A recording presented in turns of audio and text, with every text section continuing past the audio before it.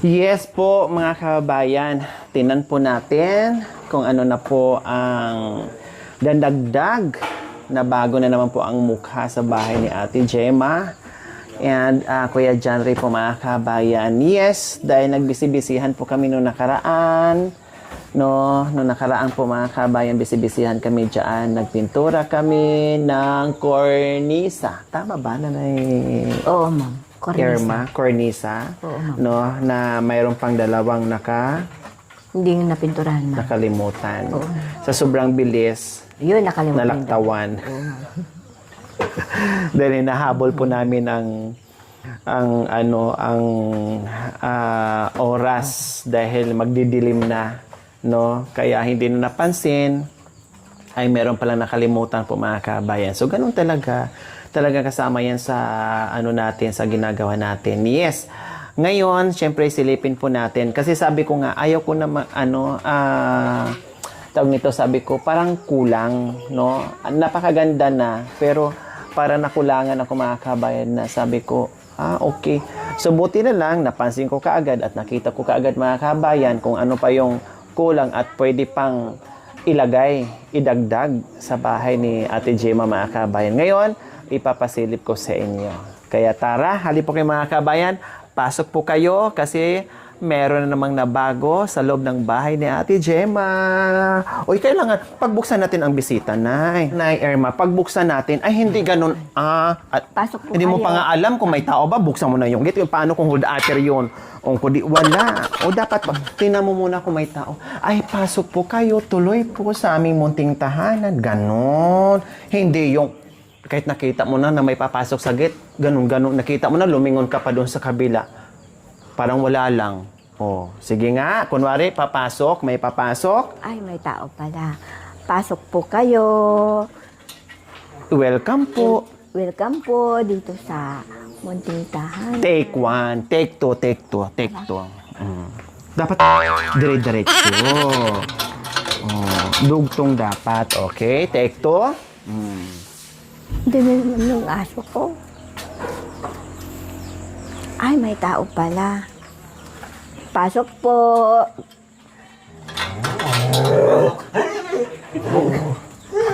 Welcome po dito sa munting tahanan. Yan. Dapat makanyan.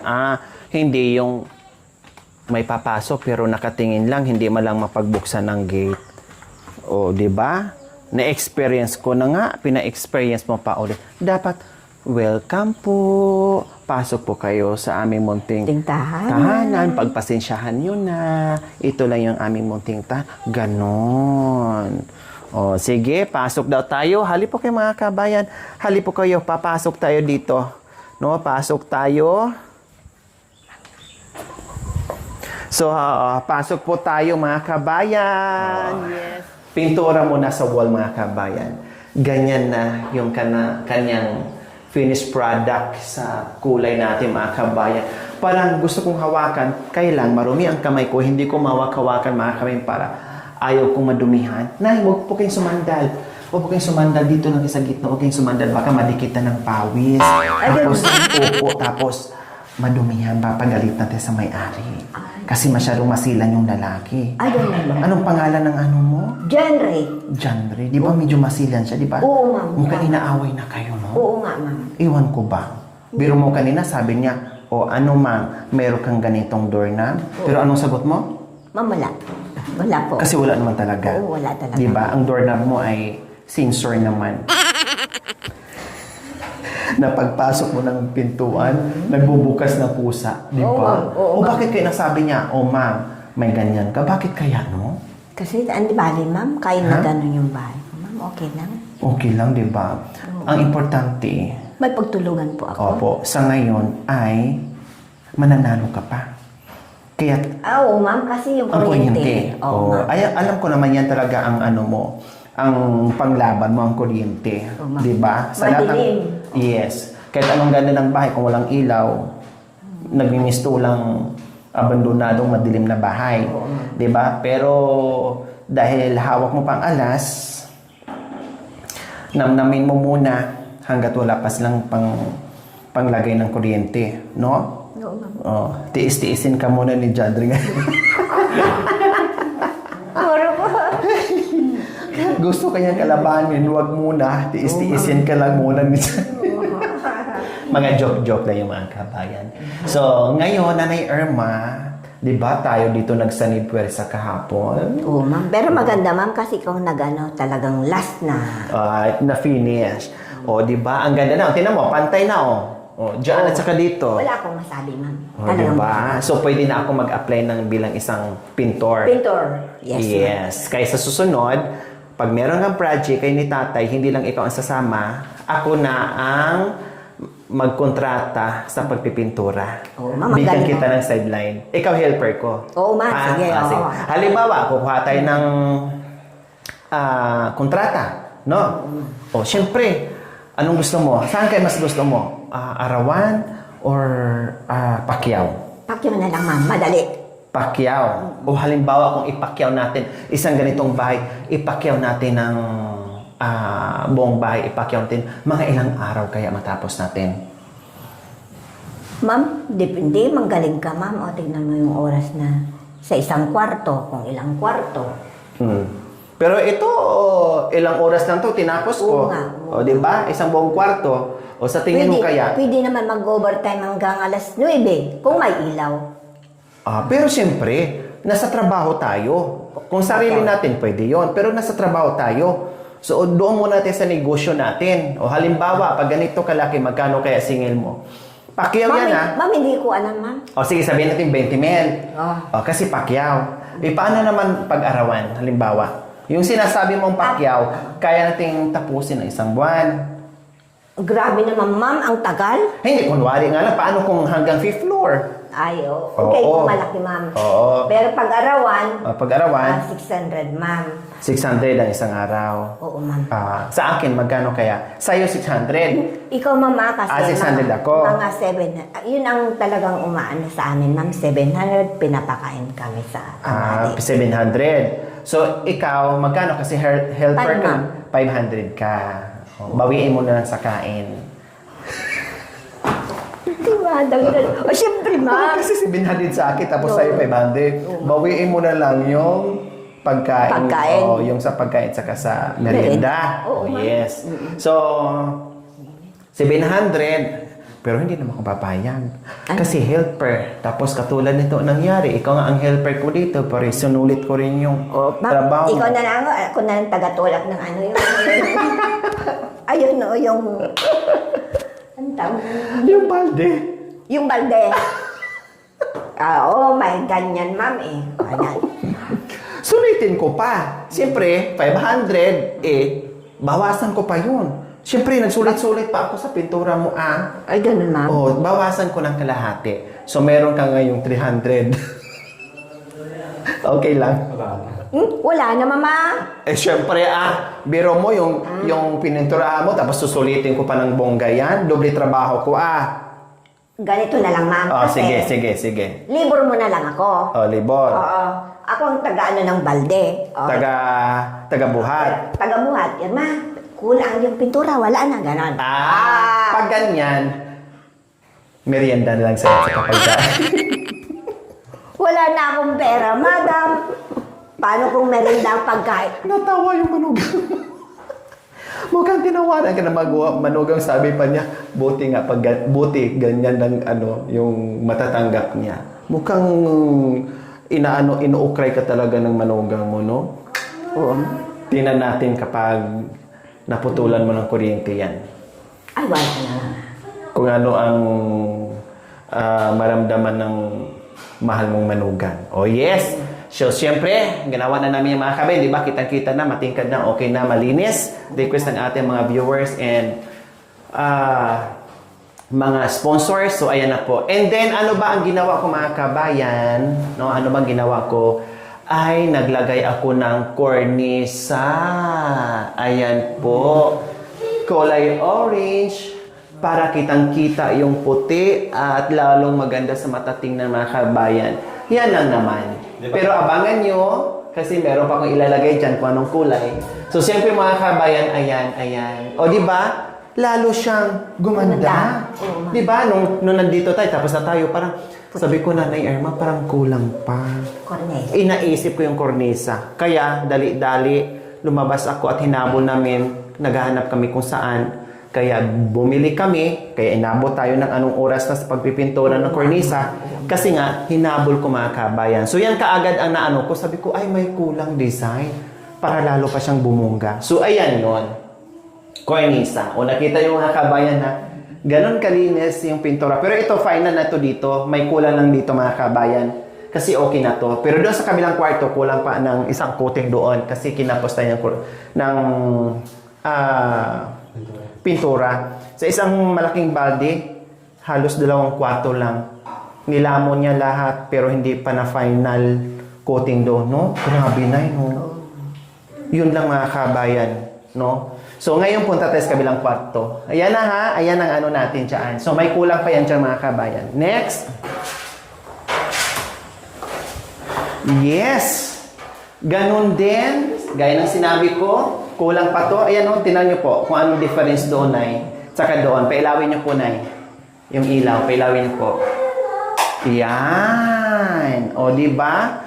Tinan nyo kung anong difference dito. Ayan o, nakikita ko pa. Yan ang ayaw ko, yung may mga butas-butas pa. So, yan ang kailangan gusto ko matakpan. Ako na magsulit ng mga kami kasi ganun ang ugali ko. Kapag meron kong ginagawa, mas gusto ko ako na lang muna. Sige, pag finalize na. So, ayan, may kornisa din. So, anong difference yung mga kabayan? No? Yung kulang dito ng last coating sa kabilang kwarto. Tingnan nyo po na may ilaw dito para makuha nyo po kung anong difference, para makita nyo po kung anong difference po mga kabayan. O, ayan, di ba? Tapos may mga bakat-bakat lang, konti or alikabok kasi sa paglagay ng kornisa hindi maiwasan mahawakan or ano, ayan o, matamaan. So, punas lang kailangan yan. Matatanggal lang yan. Ayan o, sa kornisa ng paglagay. O, di ba? Iba siya pag may ilaw. So, ayan. Nakita na rin natin yung kabilang kwarto. Okay na siya mga kabayan. And then, dito tayo sa sala. Yes. Sala po mga kabayan, meron din. Ayan o. Oh. Pero, hindi pa kami dito naka-primer pa lang po tayo dito sa sala. Primer pa lang yan ha. Primer pa lang po yan. Ayan. Ice cream coat, tapos primer, and then final color. So, ganyan po kabongga na hindi namin tinipid. Sabi nga ni Nanay Irma kahapon, tama na yan. Okay na yan. Para makatipid tayo. Kasi iniisip niya, halos naubos na dito sa dalang kwarto. No? Tapos, meron pa dito. Tama na yan. Okay na yan. Para makatipid tayo. Sabi ko, maganda yung sinabi niya na makatipid tayo. Pero, ayaw ko naman na kulang-kulang o hindi ako kontento sa kulay. Total, ang ganda na ng bahay. Lahat nakatiles. O sige, sagarin na natin. Sige, basta hindi masayang at nailagay natin, nailapat natin sa bahay, no problem. Basta walang sayang, walang tapon. Okay? So, ayan, gaya ng sinabi ko, primer lang yan. Pati yung itaas, primer lang yan mga kabayan. Plus yung paikot ng sala ay naka-cornisa din. O, diba? Bumungga, Nay. Oh, ang ganda tingnan. Itanong mo nga sa kanya. Itanong mo sa kanya, Doon lang tayo natin. Dito na kayo dyan. Habang nag-ano sana eh. Okay na ba kita yan? Sige. O, tanong mo nga. Pangalan? Oo, pangalan. Anong pangalan mo? Henry. Anong pangalan daw niya? Janry. Ikaw, anong pangalan mo? Irma. Oh, buti siya, sumagot siya, no? Irma na daw pala. Irma na. Hindi na Hirma. Very good siya ngayon. Takot na takot talaga siya maputulan ng kuryente. Kaya nag-iingat na siya sa sagot niya. Ganda, no? O, tingnan mo ang bahay mo. Ayan, go tayo doon sa ating... Yes! Yung CR natin! Wow! Tingnan nyo naman, nag-ala hotel. Nagmala hotel yung bahay ni Ate Gemma. Ay, buti na lang kahit papaano. Ay, naisip ko pa yung cornisa, lalong gumanda ang bahay ni Ate Gemma, mga kabayan. Diba? See Ano po ako? kung gaano kaganda mga kabayan. Diyos ko, ang sarap. Alam niyo po mga kabayan, ito yung ano namin. Ito yung mga pagkakataon o oras no, sa lahat ng aming ginagawa, pagod, sakripisyo, puyat, stress, lahat na mga kabayan. Pero dito, ito yung pagkakataon na kapag nakita namin na malapit na matapos ng bahay at natapos na yung bahay, lahat ng stress namin, lahat ng pagod namin, puyat, no, ay para kami na overhauling din. Matatanggal, no? Maaalis lahat ng pagod mga kami kasi nakita mo yung outcome ng ginagawa mo. No, yung pinagpaguran, yung pinagsikapan, no, yung pinagtulong-tulungan na makita mo na bongga yung bahay mga kabayan. Diyos ko, ang sarap sa pakiramdam. Of course, ganun din yung ating mga mapagmahal and very generous sponsors po mga kabayan na nagtagpi-tagpi at nagbigay, no, ng pagmamahal dito sa pamilya niya Ate Gemma ng bonggang-bongga. Maraming salamat po talaga sa kanila. And of course, doon sa ating mga mapagmahal and very supportive na mga subscribers, followers, YouTube members, viewers, commentators na walang sawang panunood at without skipping ads po mga kabayan and like and share. Maraming salamat. Ito na ang bahay ni Ate Gemma. At hindi lang kasi hindi pa natin nailagay yung iba pang dapat ilagay mga kabay din. After niyan, may mga pasabog na mga surprises dito sa bahay. Mansion ni Madam Gemma and Don Jandre. And sa mayordoma nila na si Irma. Sa terrace tayo mga kabayan. Ayan. Ayan din po. Diba? Lalo siya nagiging attracting nan at lalo naging presentable tingnan, bongacious, na meron ding cornisa dito sa labas ng terrace. O di ba? Sabi ko, pag naglagay ako ng cornisa dito sa loob ng bahay, idamay ko na rin pati terrace mga kabayan para uniform na hindi masakit sa mata na meron tayong isipin, ay kulang, ay bakit nabitin, ay bakit ganito, ganyan. So, siyempre, nilagyan ko rin po dito sa terrace para uniform kung anong sa loob, ganun din sa labas na magiging mukhang bonggang-bongga yung bahay ni Ate Gemma. See? Kasi habang nakaupo ka dito mga kabayan, yan, ganyan, pwesto mo, upo ka na dito. So, siyempre, pag tinitingnan mo yung bahay, ang sarap sa pakiramdam at ang sarap sa mata tingnan na talagang mapapawaw ka na lang at mapapaisip ka kung ano na o paano ito nangyari sa buhay ko na, Diyos ko, yung dating ganito lang, pero bakit ganito na ngayon, kabongga? Diba, ikaw na, anong naiisip mo ngayon na malapit na talaga tayong, kumbaga, natapos na yung by yes, yung, hindi pa natin nakita yung all out talaga niya, yung outcome talaga niya, kasi kailangan pa natin tapusin yung pintura. Pero sa ngayon ay ano na yung naiisip mo kumpara mo ganda, dati? Yung bahay niya nung maliit, mama. Wow, sobrang ganda, mama. Minsan ba kapag natutulog ka, naiisip mo ba, parang hindi ako makapaniwala sa nangyari? Ganon ang naiisip mo? Oo, ma'am. Siyempre, biruin mo, Di ba, ma'am? Bakit nasabi yung biruin mo? Ang laki, ma'am. Sa bahay niya noon, ang liit.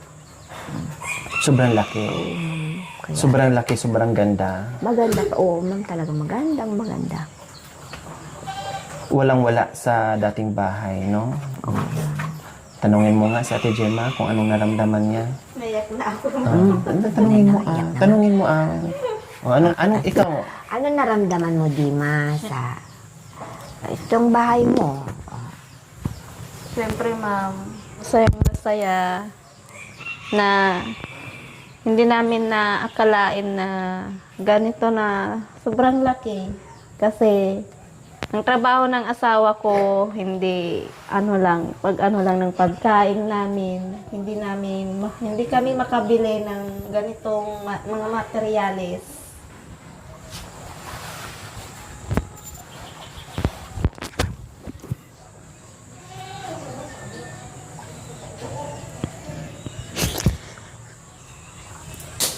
Kaya nagpapasalamat ako kay Madam Lore, tsaka kay Boss Rod, tsaka kay Kuya Makoy Anjakoy na kahit malayo sila, Pumupunta lagi sila kahit napapagod na sila. Alam namin, nararamdaman namin na pagod na pagod sila, pero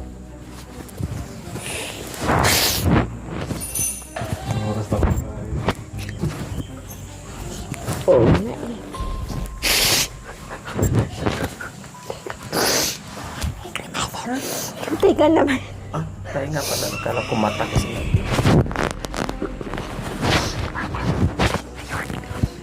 Tingnan yun, madam. Sorry.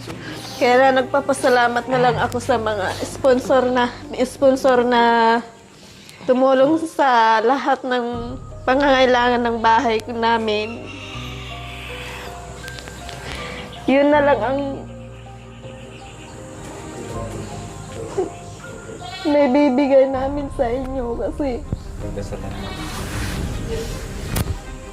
papanalangin ko na lang na marami pa sana silang darating ng blessing. Kasi sobrang-sobra na ang binigay niyo sa amin. Sa lahat maraming salamat na. Ika naman, Nay. Siyempre nakasaksi buhay ni Ma'am. Gemma. Nakasaksi ka, nandyan lagi sa'yo kasi bukang bibig ni Gemma. Nandyan si Mamang palagi, hindi kami pinabayaan. Ikaw talaga yung bukang bibig niya lagi na nandyan siya. Nasaksihan mo yung buhay ni Ate Gemma ng anak mo hanggat ngayon na nakita mo na ang laking pinagbago. Ano yung pinagbago mo? Ma'am, masaya na ako, ma'am. Maganda ang bahay niya. Kung hindi kay Madam Gina, sa inyo, ma'am, mga kasama mo, ma'am, nagpapasalamat ako kahit napagod kayo, pumupunta pa rin kayo dito, madam, nagagabihan kayo. Kaya maraming salamat sa lahat po ng tumulong at nagbigay ng mga school supply ng apo ko. Maraming salamat. Sana marami pang darating na mga blessing. Ang masasabi ko lang, ako'y nananalangin na sana marami pang darating na mga blessing na darating sa mga nagbigay, nag-sponsor sa bahay ni Gemma. Maraming salamat sa lahat. Ayan. Hindi ko Tama na. Ikaw naman. Mama, Ay, sorry. hindi naman niya mata ko, ma'am. Basta na ano lang ako, ma'am. Naiyak syempre. ako kasi, biruin mo sa bahay ng magigiba na, ma'am. Talaga, Tama. nakita naman namang views. Yung ma'am, kung hindi kay Madam Gina talaga na pumunta dito noon na Nakita yung sitwasyon. Oo, yung sitwasyon nun, ma'am, yung bagyo. At inano niya sa inyo, ma'am, na titingnan nyo. Kaya nagpapasalamat kami sa inyo, ma'am. Sa inyong lahat, ma'am. Na kahit na pagod kayo, ma'am, pumupunta pa rin kayo dito, nalilipasan kayo ng mga pananghalian or gabihan, ng layo-layo pa ng uwian nyo, ma'am. Kaya sana marami pang mga blessing na darating sa inyo, ma'am, para marami pa kayong matutulungan.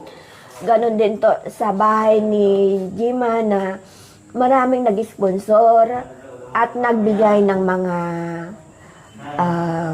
school supply ng mga anak niya. Kung hindi dahil sa mga nagbigay sa kanya, wala silang mabiling ganon, ma'am. Kaya maraming salamat sa lahat ng mga nagbigay ng tulong dito sa bahay ni Gemma. Kung hindi kami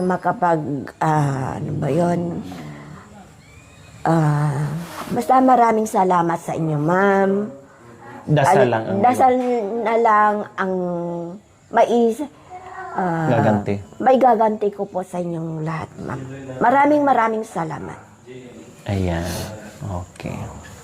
So, syempre, kahit tawa-tawa lang kami minsan mga kabayan, buladas, joke-joke, pero alam natin kung gaano sila kabuti, kabait, no? At wala naman akong masabi dito sa pamilya ni Nanay Irma, Ate Gemma, and Kuya John rin po mga kababayan. Kaya deserve nila yung ganitong biyaya. O, diba? So, kahit napagod tayo sa sinasabi nga ni Nanay Irma and Ate Gemma mga kababayan, no problem. Ang importante ay meron tayong taong natulungan na ibangon natin yung bahay na dating halos matumba na. Okay? So, maraming salamat.